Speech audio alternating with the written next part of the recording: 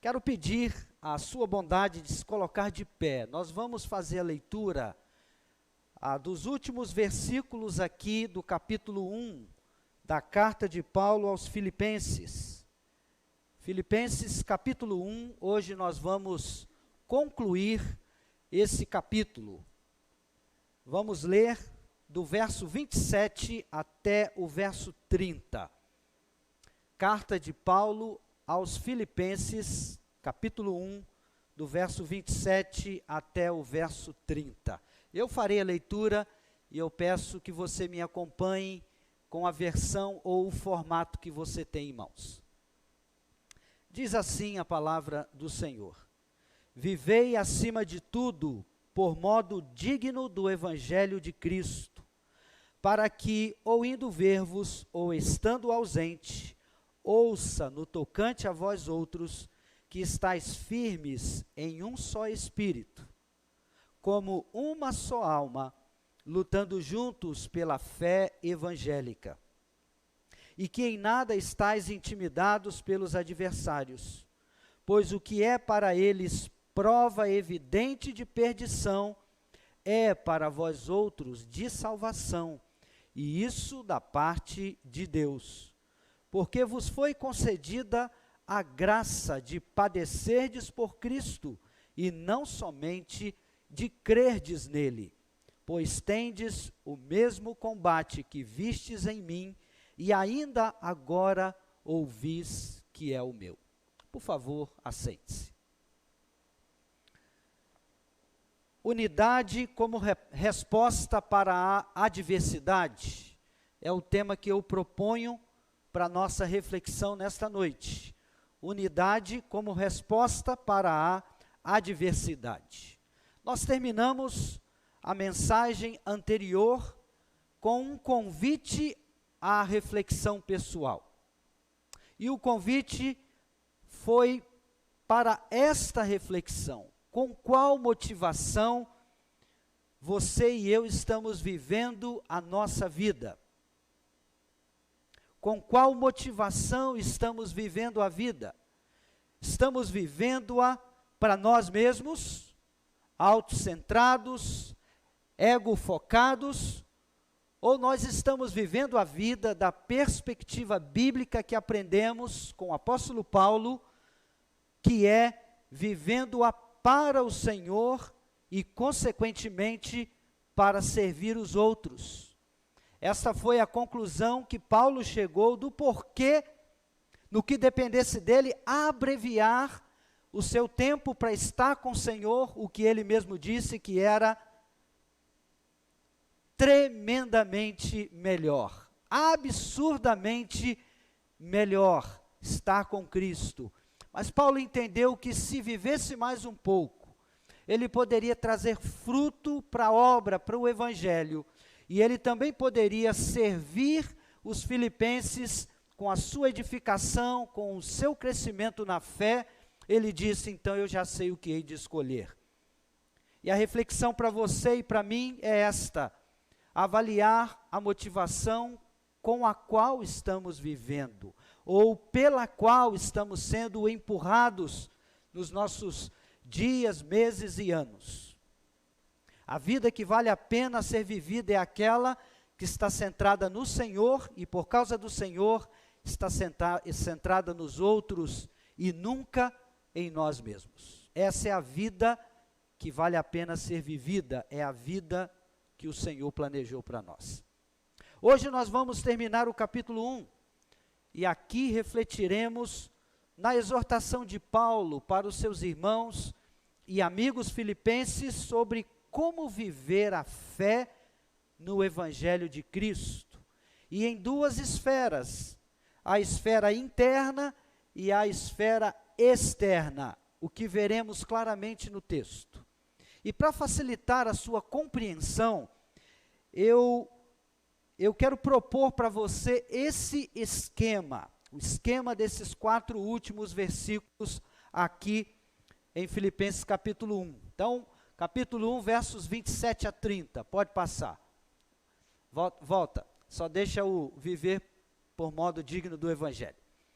Então, a ideia de Paulo começa aí. A igreja tem um problema, a igreja enfrenta dificuldades, e como é que Paulo responde a esses problemas? Qual é o conselho que Paulo dá? Tudo começa assim. O verso 27 começa com esta exortação de viver conforme ou por modo digno do evangelho de Cristo. Consequentemente, pode passar, vivendo por modo digno do evangelho, no verso 27, vamos experimentar unidade. Unidade interna, pode passar, e essa unidade será vista assim: seremos firmes em um só espírito e com uma só alma, pode passar, e também lutaremos juntos pela fé do evangelho. O resultado de viver de modo digno do evangelho produz unidade interna naquelas três áreas. Mas há um resultado, há uma consequência da coesão entre os irmãos. Pode passar. No verso 28, nós, uma vez unidos, experimentaremos isto: resistência à dificuldade externa. Seremos capacitados, teremos condições, pode passar, para lutar juntos pela fé do evangelho. E no verso 28 ainda, Paulo diz que em resistir os adversários, nós não devemos estar em nada intimidados, amedrontados, absolutamente. Pode passar. E no verso 29, Paulo nos dá uma grande motivação para viver assim, unidos e, consequentemente, capazes de resistir à dificuldade externa. E a motivação é a graça dupla, o privilégio duplo, ou seja, o privilégio de crer em Cristo para nossa salvação e, consequentemente, se necessário, o privilégio de sofrer por Cristo, por nossa identificação com Ele. E, finalmente, Paulo dá um encorajamento no verso 30. Paulo diz: esse combate que vocês estão tendo é o mesmo combate que eu experimento, que vocês viram em mim e que vocês sabem que eu estou experimentando nesses dias. Aqui está o esquema do que vamos falar. Pode deixar aí se quiser.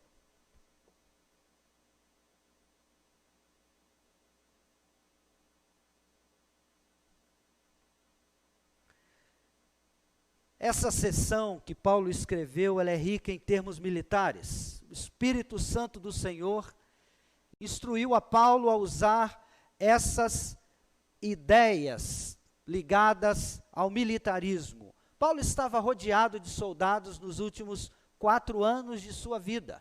2 anos preso em Cesareia, agora 2 anos preso em Roma com soldados acorrentados a ele o tempo todo, e Paulo então usa essas expressões, esses termos, que eram inclusive familiares aos filipenses, porque Filipos era uma colônia romana, um lugar com muitos soldados, com muitos militares, e certamente essas expressões falariam forte no coração deles. A igreja dos filipenses estava enfrentando uma ameaça interna e uma ameaça externa. E a pergunta é: como é que Paulo orientou os seus irmãos sobre como lidar com essas ameaças? Preste atenção que você vai ver que, apesar de dezenas de séculos terem passado, essas verdades se aplicam a você e a mim hoje, nos dias em que estamos vivendo.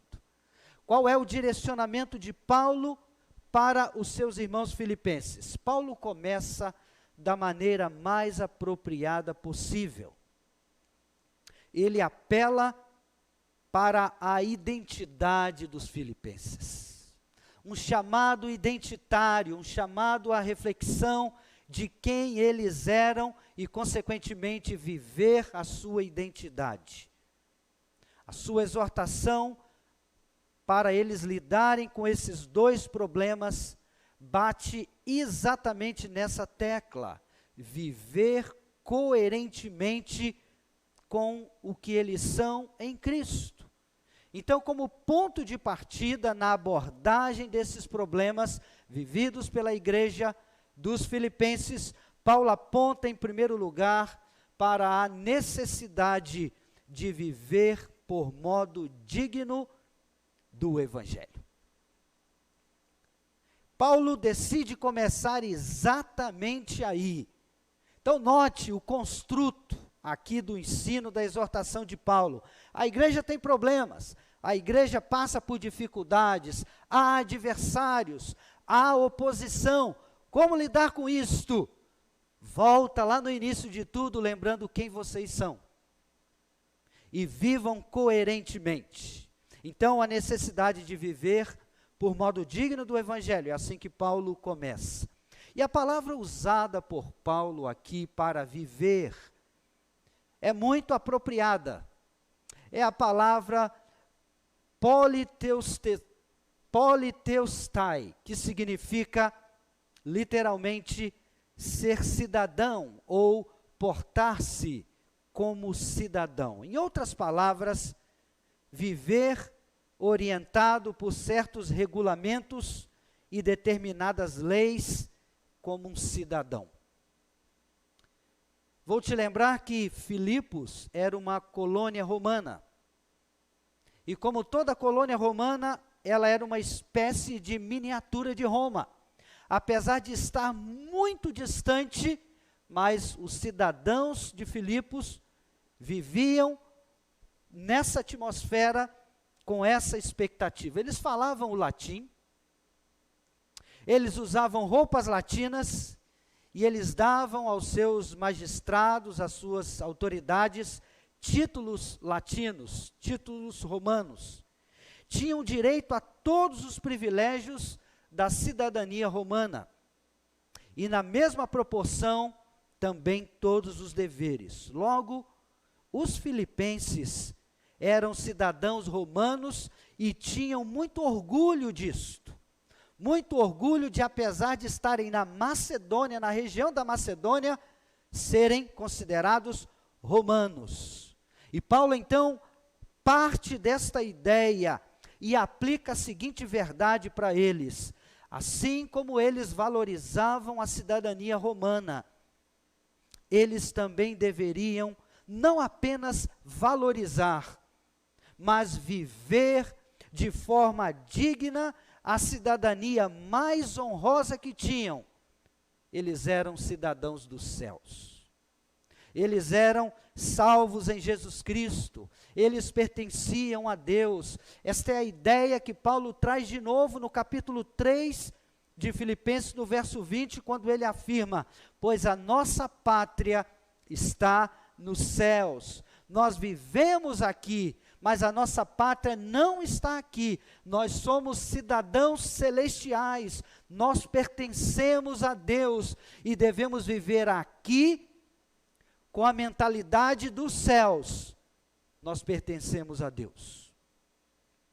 Assim como eles eram bons cidadãos romanos, Paulo está chamando a atenção deles, dizendo: vocês também devem ser bons cidadãos dos céus. Eles deveriam viver como pessoas convertidas a Cristo, tanto dentro da igreja, quanto fora dela, no mundo, nas suas esferas relacionais, nas suas oportunidades diversas, no contato social. Eles deveriam viver exatamente desta mesma forma. Então, esta é a ideia: viver de modo digno do Evangelho, viver como cidadãos que pertencem ao Senhor, resgatados pelo Evangelho, pela boa nova que transformou a nossa vida. Esse é o seu desafio hoje, esse é o meu desafio hoje, não importa a língua que falamos, o ponto geográfico em que habitamos, a cultura que aprendemos ou que adotamos, nada disto importa, porque quando cremos em Jesus Cristo, nós recebemos uma outra linguagem, temos uma outra cultura, é a cultura do Evangelho, é a cultura do reino de Deus, e nós devemos viver neste mundo orientados por esta identidade que recebemos em Cristo. eles deveriam viver de modo digno do Evangelho. Agora note isto, a palavra Evangelho foi muito usada por Paulo, aqui em Filipenses, como nos seus outros escritos. Só nesse versículo, a palavra Evangelho aparece 2 vezes. E 6 vezes só nesse capítulo, no capítulo 1, e 9 vezes numa epístola tão pequena de apenas 4 capítulos, ou seja, o Evangelho era uma ênfase de Paulo. Você está notando que para Paulo, o Evangelho era um assunto muito sério, e que viver o Evangelho era essencial para a vida cristã. É o ponto de partida para abordar, para lidar, para resolver, para enfrentar qualquer problema, qualquer dificuldade. É a vivência do Evangelho. Fomos salvos pelo Evangelho e agora vivemos a partir dos regulamentos, dos valores, dos emblemas do Evangelho de Jesus Cristo. Isto deve pautar a sua e a minha vida. E o que é mais proeminente na mensagem do Evangelho não é o que nós devemos fazer. Essa não é a tônica da mensagem do Evangelho. Essa não é a ênfase do Evangelho, não é o que nós devemos fazer, mas o que Deus fez em Cristo por nós. Esta é a mensagem do Evangelho. Somos pecadores e sem Cristo estávamos perdidos, mas a boa mensagem do Evangelho ecoou nos nossos ouvidos espirituais com esta mensagem impactante: Deus já fez toda a obra em Cristo por você. E nós apenas então nos entregamos a Jesus Cristo. Cremos no Evangelho e recebemos as bênçãos de Deus através do Evangelho. Por isso, irmãos, alcançados pelo Evangelho, nós devemos viver de modo digno dele, sem baratear o Evangelho, sem esvaziar o Evangelho, sem nominalizar o Evangelho, mas vivê-lo na sua profundidade, viver o impacto do Evangelho na nossa vida, no dia a dia, levar a sério. E como devemos viver de modo digno o Evangelho do Senhor Jesus Cristo? Paulo já orou no capítulo 1, no verso 10, pedindo pelos filipenses para que eles fossem sinceros e inculpáveis. Uma vida genuína, verdadeira, um caráter comprometido com Cristo. Aqui no capítulo 2, no verso 15, Paulo novamente encoraja os filipenses para que eles se tornassem irrepreensíveis e sinceros, filhos de Deus inculpáveis, no meio de uma geração pervertida e corrupta, na qual, diz ele, resplandeceis como luzeiros no mundo. ênfase do apóstolo Paulo. Ele também usa essa mesma ideia em Efésios, no capítulo 4, quando ele diz que os efésios deveriam andar de modo digno da vocação que eles receberam em Cristo, da vocação a que eles foram chamados. Efésios capítulo 4, versículo 1. E no versículo 2 e 3, Paulo lista para os efésios quais são esses passos da vivência do evangelho de forma digna. Ele diz, é com toda humildade, com toda mansidão, com paciência, com tolerância amorosa, buscando sempre a unidade. Essa é a exortação para você e para mim. Devemos viver em coerência com o Evangelho. Se professamos que cremos em Cristo, que fomos alcançados pelo Evangelho, nós devemos viver em coerência com esse Evangelho. A sua e a minha vida é o quinto Evangelho. Há 4 evangelhos aqui que retratam a vida de Cristo, o que ele fez, o que ele ensinou, por onde ele andou, as ênfases que deu, o seu poder, a sua morte, a sua ressurreição, a sua ascensão. Os 4 evangelhos registram os fatos sobre Cristo, mas a sua e a minha vida é o quinto evangelho. Você e eu somos a página da Bíblia que as pessoas que não conhecem o Evangelho leem. É através da sua maneira de andar, da sua maneira de viver, da sua maneira de se relacionar com as pessoas, da sua maneira de negociar. No todo da sua vida, é assim que as pessoas que não conhecem o Evangelho conhecerão a Cristo. E aqui a pergunta para a nossa reflexão: como você está vivendo a sua identidade de um cristão dos céus? Você está vivendo por modo digno do Evangelho? Paulo começa aí. Note, eu não quero ser repetitivo, eu quero ser enfático.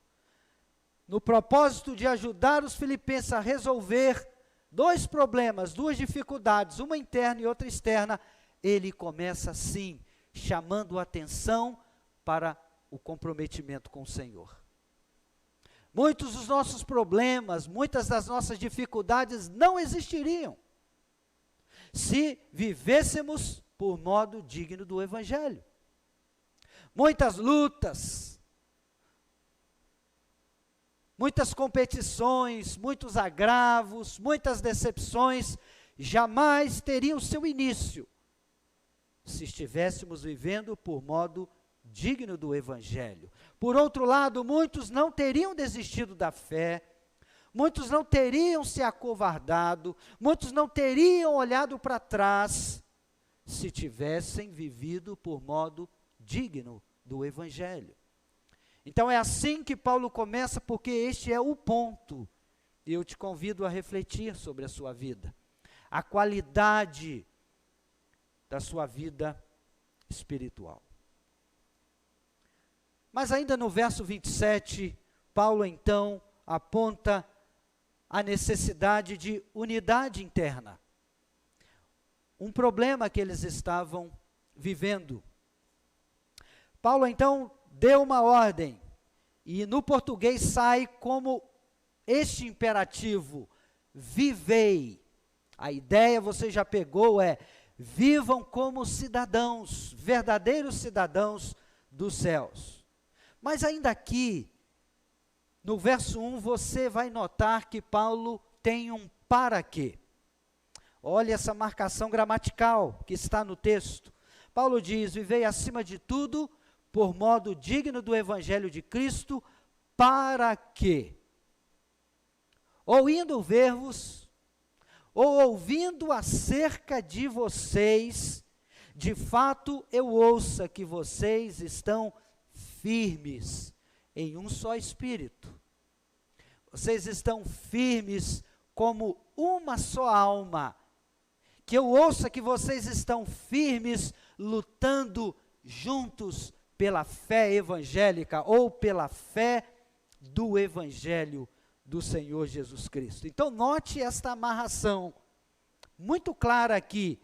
A razão de viver de modo digno do Evangelho tem um propósito. E Paulo agora então vai entrar nesse propósito. Por que Paulo falou isso? Porque a igreja dos Filipenses estava sendo atacada numa área vital. Preste atenção nisso. Os filipenses estavam tendo um problema. Mas não era qualquer problema, era um problema numa área vital, essencial, ou seja, a quebra da comunhão. a falta de unidade. Isso é tão claro que Paulo, ele, atento a esse problema, enfatizou essa necessidade em 2 outros lugares aqui em Filipenses. Nós vamos entrar na próxima mensagem no capítulo 2, e o capítulo 2 entra exatamente com essa força, a necessidade de humildade, porque eles estavam separados. O orgulho estava distanciando-os, criando problemas entre eles. E Paulo também fala sobre isso no capítulo 4. Ele cita 2 irmãs preciosas, Evódia e Sintique, foram cooperadoras de Paulo, mulheres úteis na obra, trabalhadoras. Paulo faz menção delas como cooperadoras dele, mas essas mulheres estavam com problema, e Paulo aciona uma terceira pessoa, a quem ele não nomeia aqui, mas se dirige a ele como meu fiel amigo, e diz: auxilie essas mulheres, auxilie essas irmãs. Paulo está atento a esse problema interno, divisão, quebra da comunhão, falta de unidade. Os filipenses, eles estavam fazendo a obra, eles estavam trabalhando, eles estavam envolvidos, mas ao mesmo tempo estavam divididos. E nós sabemos bem que um grupo dividido não vai longe. A divisão cria outras divisões, outras facções, e as pessoas vão se dispersando, e logo aquele que era um grupo coeso, unido, já não existe mais, ou se existe, perdura com grande conflito, grande oposição, o que é absolutamente distante da verdade do Evangelho. Agora você entende o porquê Paulo começou assim. Viver por modo digno do Evangelho é viver em unidade. Em Cristo nós lidamos com as nossas diferenças e celebramos a comunhão. Em Cristo nós temos todos os recursos para lidar com o diferente, e entender que o diferente não é necessariamente errado. E a gente celebrar a nossa diversidade através da nossa unidade em Jesus Cristo. Foi por isso que Paulo começou assim. Por isso essa exortação, para que vocês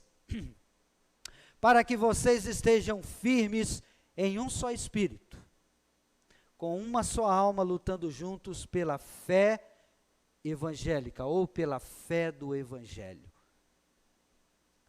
A vivência coerente do Evangelho trará como resultado unidade no corpo de Cristo. Todas as vezes que os crentes em Jesus Cristo estão divididos, esta é uma prova clara de que o Evangelho não está sendo vivido por modo digno. Está sendo negado, renunciado, negligenciado, escanteado, mas não está sendo de fato aplicado. Os valores do Evangelho não estão sendo assumidos na vida. Você está vivendo em unidade? Aqui na igreja, você está em comunhão com seus irmãos? Você fala com todos? Você é alguém aberto, acessível? A paz na sua casa, no seu relacionamento conjugal, familiar? A divisão, a dissensão, a inimizade está marcando alguma esfera relacional da sua vida? Então eu te convido a pensar nisto, se a resposta for sim. A não vivência do Evangelho por modo digno, é a lacuna, é a brecha, onde todos os tipos de problemas entram e ficam insolúveis, sem solução. A maior arma contra o inimigo é uma vida piedosa, coerente e digna. A igreja é uma equipe, é um time que precisa trabalhar unido. E se não for assim, trará vergonha para o Evangelho. E quando eu falo igreja, eu não me refiro apenas ao grupo de cristãos que se reúnem num local com endereço e placa, nome de igreja e um templo. Isso também, mas não só isso. Quando eu falo igreja, eu me refiro ao povo de Deus, àqueles que pertencem ao Senhor e que o vivem em qualquer esfera relacional, estão espalhados por todos os lugares, o tempo todo. Os crentes enfrentam um adversário comum, por isso não devem lutar uns com os outros ou contra os outros, antes devem unir-se contra o inimigo comum. Satanás é o nosso inimigo comum e está por trás de todo e qualquer tipo de desavença, de intenção, de estratagema para quebrar a comunhão e fazer a roda da igreja parar. Temos que viver unidos, irmãos. Por isso Paulo diz: estai firmes. Estai firmes, é assim que ele diz aqui no verso 27. É uma metáfora militar. Estai firmes significa ser resolutos, como soldados plantados em seus postos, recusando-se a bater em retirada a despeito dos ataques violentos do inimigo. Então, estais firmes fala do soldado que está lá e mesmo vendo o inimigo, não retrocede, não foge, mas permanece firme no enfrentamento do seu opositor. É assim que Paulo chama a atenção deles. A vivência do Evangelho vai produzir firmeza, constância, maturidade, estabilidade, coragem, que você vai entender daqui a pouco. Ou seja, vamos estar firmes e não vamos retroceder na luta pelo Evangelho, seja contra pessoas, tendências, circunstâncias, ou seja, até uma afronta à nossa fé, à nossa convicção de ser de Cristo. A vivência genuína do Evangelho nos dará solidez, firmeza. Por isso Paulo diz: estai firmes. A vivência do Evangelho produz firmeza na unidade. Porque ele não disse apenas estai firmes, ele disse: estai firmes em um só espírito, como uma só alma. Ou seja, estejam firmes com o mesmo ânimo, estejam firmes com o mesmo entusiasmo, tenham um único propósito. Ao invés da divisão, ao invés da dispersão, a ideia é outra. A vivência do Evangelho produz firmeza na unidade. Então, propósito comum, ânimo comum, encorajamento comum. Essa é a mesma ideia que norteou os nossos irmãos da igreja nascente, lá em Atos 4:32. Esse é o testemunho de Lucas. Ele disse: da multidão dos que creram, era um o coração e a alma. Da multidão dos que creram, era um o coração e a alma. Estavam unidos. Era uma comunidade de cristãos unida, coesa, comprometida, que assumia a sua identidade plural, nós. E como nós precisamos resgatar isto?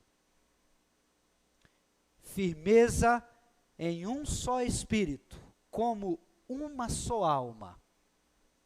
Uma só alma. E também firmeza na luta, juntos pela fé evangélica. É assim que ele termina aqui o verso 27, lutando pela fé evangélica, mas não é essa a ênfase aqui no contexto. Paulo não está apenas chamando a atenção dos filipenses para que eles lutassem por ou em prol da fé do evangelho. Não, mas a ênfase aqui é lutar juntos. Não cada um para si, mas juntos. O mesmo coração, um mesmo propósito, lutar juntos pela verdade. Sabe por quê? Porque fora da verdade não há unidade. Só há uma verdade, a verdade de Deus, e na verdade de Deus há unidade, não há relativismo.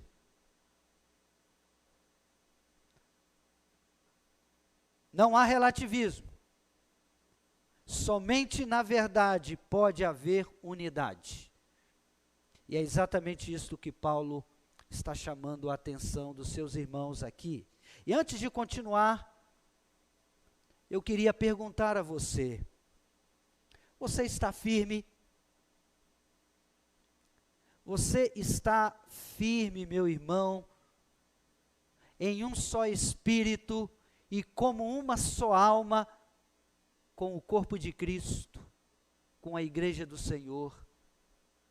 No que depender de você, esse é o seu coração, esta é a sua motivação, esse é o seu esforço, esse é o seu afã, o desejo intenso da sua alma. Ou você é negligente nisto? Ou você é passivo nisto? Depende dos outros e não dá nenhum passo nessa direção. Avalie a sua vida, porque nós estamos estudando os conselhos de Deus para a sua e para a minha vida. Os conselhos de Deus, eles são aplicáveis. Nós ouvimos e aplicamos hoje à nossa vida. Talvez algo que o Espírito de Deus te convença seja sobre o pecado da indiferença.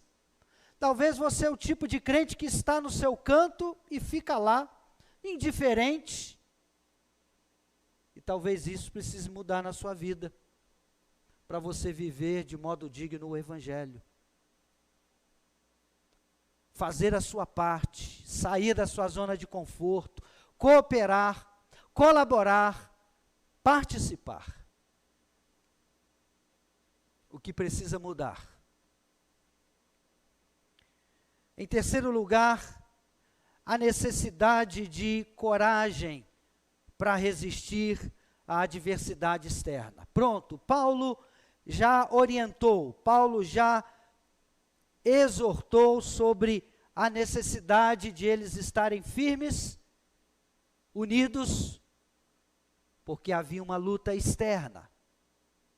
Resolveu o problema interno, unidade, porque havia um outro grande e real problema, a adversidade externa. E Paulo diz aqui no verso 28, e que em nada estais intimidados pelos adversários. Havia oposição, havia adversários, e Paulo diz, vocês não devem ser intimidados em nada. Por quê? Porque a unidade traz encorajamento e fortalece o grupo. Esse esforço não é apenas contra um inimigo, mas também é um esforço pela verdade do Evangelho. O interesse de Paulo aqui não é o de apenas defender-se de ataques, mas também e principalmente de defender a verdade. Às vezes o ataque que você e eu sofremos não é um ataque pessoal, mas é um ataque à verdade que nós cremos. Mas de qualquer forma, é uma luta e nós devemos defender a verdade do Evangelho. Porque se é algo que custa para nós, por ela devemos dar a nossa vida. Então essa é a ideia aqui, defender a verdade, fazer conhecida a gloriosa verdade redentora de Deus, que está centrada na pessoa de Cristo e em sua salvação. Portanto, tudo se amarra no Evangelho. Por isso a ênfase de Paulo nesta palavra, o Evangelho. Tudo se amarra ao Evangelho. Mas quem são os adversários que Paulo menciona aqui? No capítulo 3, aqui de Filipenses, no verso 2, ele fala de maneira direta sobre adversários. Aqui, judaizantes. E os filipenses deveriam lutar juntos pela fé evangélica. Mas eu quero relacionar aqui, para ficar claro para você, quero relacionar pelo menos 3 dificuldades, oposições contra as quais os filipenses deveriam lutar. Eles deveriam lutar contra uma sociedade pagã e idólatra. Um fato conhecido era esse, de que para os gentios de Roma e as suas colônias, no caso Filipos, os cristãos eram considerados ateus. Estranho, não é? Ateus são os que não creem, mas para um romano, e olhando o cristianismo no seu início, os cristãos eram considerados ateus porque eles não adoravam deuses visíveis. Eles eram contra a idolatria. Então, na busca de ocupações diárias e em seus relacionamentos sociais, os cristãos que condenavam o culto ao imperador romano e condenavam todo tipo de idolatria, os cristãos então estavam sujeitos a toda espécie de injustiça. Então eles sofriam. Eles sofriam muito numa sociedade pagã e idólatra, e eles sofriam por causa de sua fé em Jesus Cristo. Então segure essa ideia. Também eles deveriam lutar contra o sensualismo. O mundo daquela época estava mergulhado na imoralidade.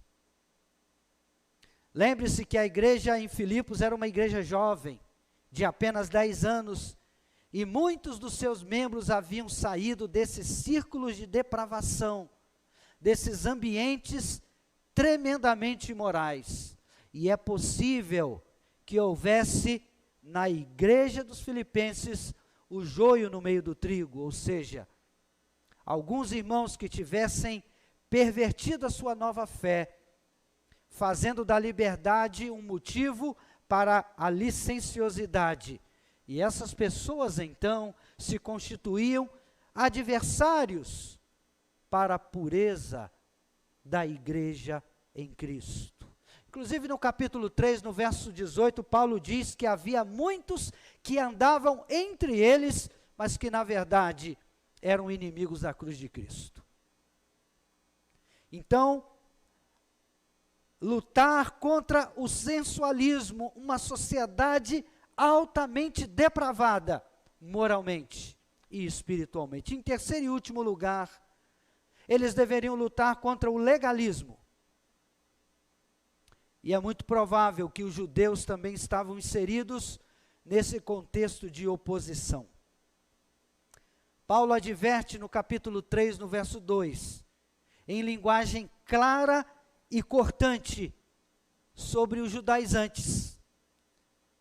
convertidos nominais, judeus que diziam crer em Cristo, mas na verdade eram defensores e eram propagadores do erro, ou seja, de que a fé em Cristo não era suficiente, era necessário algo mais. Era preciso observar a lei, e contra eles Paulo sempre teve embates terríveis. E essa doutrina, esse erro, também rondava a igreja dos filipenses. E por isso, então, Paulo está chamando a atenção deles e dizendo: vocês devem lutar contra os adversários sem estarem intimidados, com toda a coragem, com toda a firmeza. E eu chamo a sua atenção e eu quero aplicar isso para nós. Os adversários que Paulo fala aqui eram pessoas, sim, pessoas, mas também eram tendências, eram heresias, eram influências pecaminosas, eram circunstâncias difíceis. Sabe qual foi o conselho de Paulo para eles? Era para eles lutarem juntos pela fé do Evangelho. Lutar juntos, um animando o outro, um encorajando o outro, um orando pelo outro, um ajudando o outro, juntos como um corpo, como unidade, como uma só alma, um só espírito. A igreja de Cristo deveria passar por toda essa diversidade assim, unida no Senhor, porque é assim que a igreja de Cristo neste mundo vence todo e qualquer tipo de oposição. Unidade para resistir à adversidade. Juntos, sempre juntos. Nós vivemos em épocas diferentes, mas igualmente temos esses mesmos desafios. Eu te pergunto, você está firme na luta pela fé do Evangelho? Você também no seu trabalho, na sua vizinhança, nos seus círculos relacionais, nas suas esferas interpessoais, você também tem sofrido algum tipo de oposição, de resistência por causa da sua fé? Há algum cristão aqui que sofre bullying na escola, na universidade, no trabalho, em qualquer lugar, por causa da sua fé? E se você disser sim, não haveria grande novidade nisto. A novidade estará na resposta a esta pergunta: como você está lidando com essas resistências? Como você está lidando com essa adversidade? Defendendo a fé do Evangelho? Assumindo o Cristo em quem você crê? Colocando as insígnias do Evangelho, os emblemas do Evangelho na sua vida e plagiando as palavras de Paulo, trazendo no seu corpo as marcas de Cristo, a identificação de que você é de Cristo, você não abre mão de Cristo, você não arreda o pé de Cristo, você não retrocede, como aquele cântico, estou seguindo a Jesus Cristo. Quem completa? Deste caminho eu não desisto, estou seguindo a Jesus Cristo, atrás não volto, não volto mais. Defesa da fé do Evangelho. Às vezes estamos em ambientes em que não há um trato direto pessoal conosco, mas há uma atmosfera de oposição a nós. Não arredemos o pé, irmãos, mas unidos, vivamos qualquer tipo de luta e dificuldade imposta a nós, sem medo, sem intimidação, mas firmes, uns com os outros defendendo o Evangelho. E eu quero caminhar para o final, dizendo que Paulo nos dá uma grande motivação, meu irmão, minha irmã, para esta luta pela defesa do Evangelho. No verso 29, Paulo disse: porque vos foi concedida a graça de padecerdes por Cristo e não somente de crerdes nele. Aqui temos, obviamente, aqui olhando da perspectiva de Deus, nós temos aqui a dupla bênção da graça. A dupla bênção da graça. A primeira bênção da graça é a bênção de crer em Cristo, de conhecer a Jesus Cristo, de se entregar, de se render a Ele, então de ser dele. Graça maravilhosa, graça. Mas a outra graça que Paulo menciona aqui, também por causa do Evangelho. Veja, o Evangelho está no todo da nossa vida. O outro aspecto desta bênção é a graça de sofrer por Cristo. A graça de padecer por Cristo. Graça aqui no sentido de privilégio. Honra de neste mundo passar por retaliações, oposições, quaisquer tipo de dificuldades, pelo fato de ser de Cristo.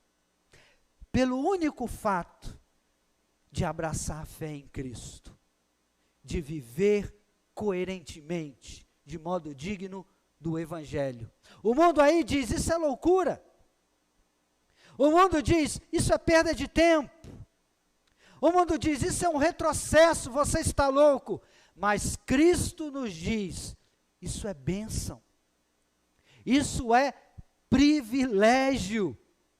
Meu irmão, se você está vivendo algum tipo de perseguição, dificuldade, adversidade, por causa da sua fé no Evangelho, entenda isto.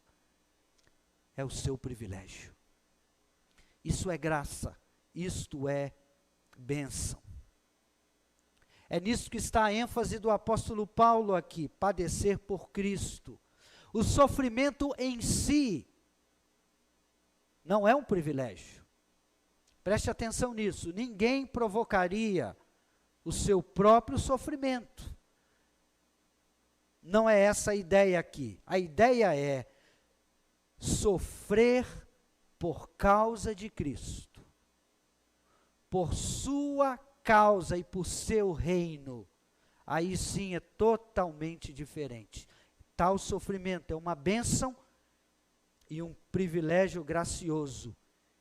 E é isso que Paulo ensina, é assim que Paulo crê, e era exatamente isto que Paulo experimentava. E nós concluímos aqui com o verso 30, com o encorajamento que Paulo deu aos seus irmãos filipenses, dizendo: tendes o mesmo combate que vistes em mim, e ainda agora ouvis que é o meu. Eles viram quando Paulo chegou em Filipos para pregar pela primeira vez o Evangelho, como Paulo e Silas sofreram por causa do Evangelho. É isso que ele está dizendo. Vocês viram isto em mim, e vocês sabem que eu estou preso exatamente por isto. Mas atentem, isto é privilégio. Isto é bênção. Eu desafio a você, encorajo a você a pensar na sua vida. Será que a causa de você não experimentar adversidades, problemas, seja porque você é um cristão secreto, um 007 cristão, ou seja, onde você está, ninguém sabe que você é crente, ninguém sabe que você é do Senhor, porque você não dá pistas, você não dá pista alguma de que é do Senhor. Quando está com eles, você fala o que eles falam, você ri do que as pessoas que não conhecem a Deus riem, Você festeja com o que eles festejam. A sua vida é exatamente igual a deles, não há diferença alguma. E por isso, eles não te identificam como sendo do Senhor. Se esse é o caso, eu quero terminar do jeito que eu comecei. E onde Paulo começou, porque tudo começa e tem a sua solução nisto, em viver o Evangelho por modo digno do Senhor. Viver por modo digno o Evangelho.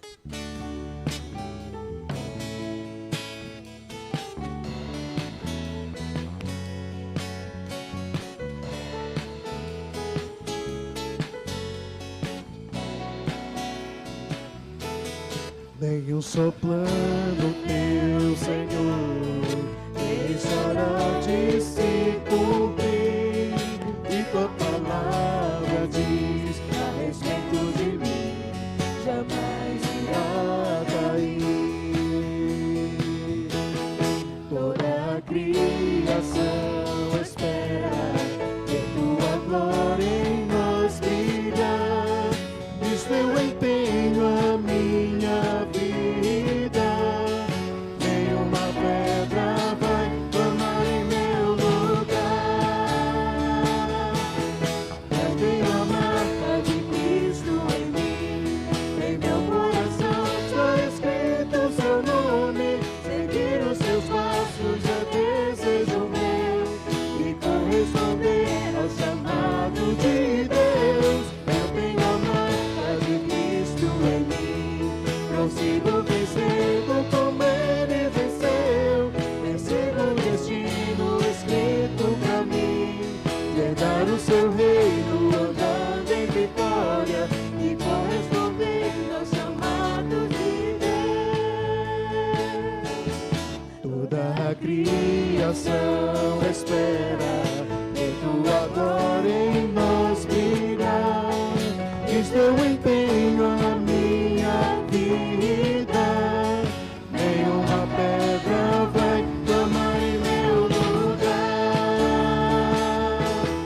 Eu tenho a marca de Cristo em mim, em meu coração está escrito o seu nome. Seguir os seus passos é desejo meu, e corresponder ao chamado de Deus. Eu tenho a marca de Cristo em mim, prossigo vencendo como ele venceu. Sigo o destino escrito pra mim, herdar o seu reino, andando em vitória e correspondendo ao chamado de Deus. Na minha fraqueza me fortaleci, na tua presença, Senhor. Na tua palavra encontro poder pra ser mais do que vencedor. Eu tenho a marca de Cristo em mim, em meu coração está escrito o seu nome. Seguir os meus passos é desejo meu, E corresponder ao chamado de Deus. Eu tenho a marca de Cristo em mim, consigo vencendo como ele venceu. Sigo o destino escrito pra mim, herdar o seu reino, andando em vitória e corresponder ao chamado de Deus. Herdar o seu reino, andando em vitória e corresponder ao chamado de Deus. Corresponder ao chamado de Deus.